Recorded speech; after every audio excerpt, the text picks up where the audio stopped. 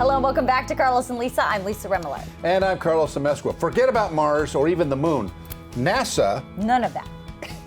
is going to do what Smash Mouth said. They want to walk on the sun. Okay. Not literally, but they want to get. Don't you know they we want have to touch the sun. Don't you know that we have a no Smash Mouth policy? I didn't at know that BeondTV? until just 5 seconds ago. Yeah, it's immediate termination. Okay, so because of this touch the sun thing that NASA's trying to do, we're learning more about the center of our solar system than ever before. Yeah, NASA launched the Parker Solar Probe in 2018, and we're just now seeing the first data from this satellite. NASA scientist Dr. Eric Christian tells us a little about these early findings. Parker Solar Probe is the first mission to get close enough to the sun to see where the action is actually happening, where the solar wind is accelerated, where the corona is getting heated. And we've seen a lot of new science that we don't completely understand, but there have been some remarkable results about small events that we can see in Parker Solar Probe that get smeared out in the 93 million miles between the Earth and the sun. You know, I'm obsessed with space stuff. Sorry, he reminds me of Doc, like a young Doc from Back to the Future. It's going to be fantastic.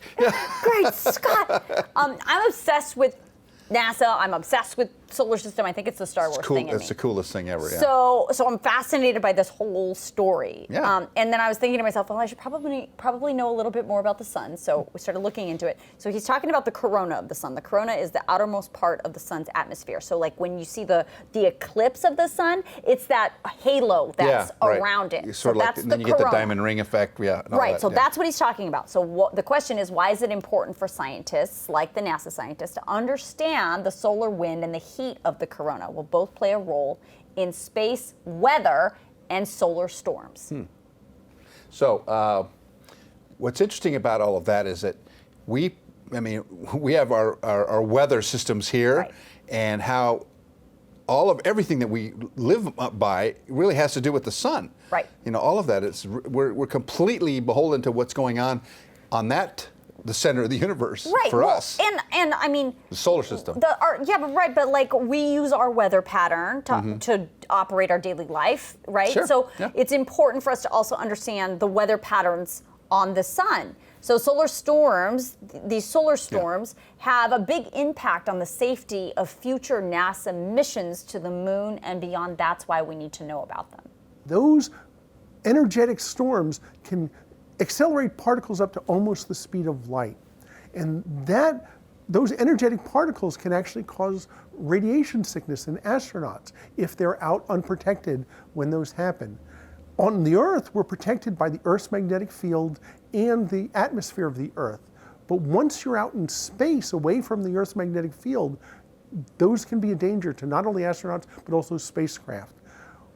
Parker Solar Probe is trying to get the basic science that will allow us in the future to be able to predict those solar storms, the way the meteorologist predicts weather here on Earth.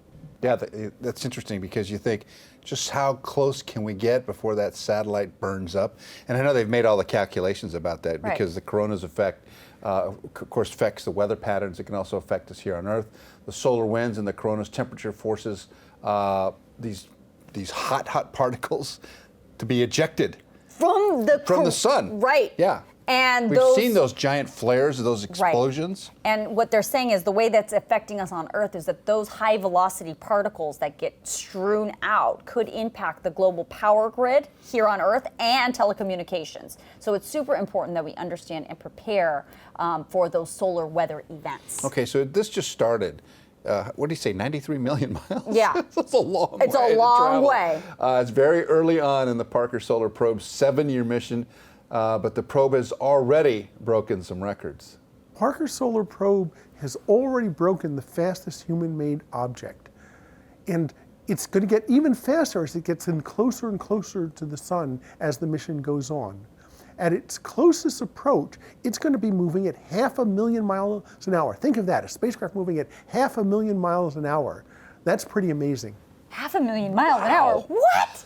Wow. NASA geniuses. So it's being sucked in by something, some sort of power there. That's amazing. It is. It is. So over the course of its mission, the probe's orbit will shrink, bringing it closer and closer into the sun. Apparently, the probe is going to orbit within 3.9 million miles of the sun's surface by 2024. While that sounds far, researchers say this is like the probe sitting on the 4-yard line of a football field with the sun being the end zone. So that is really close. Really close, yeah. Wow. And then what's it going to just burn up?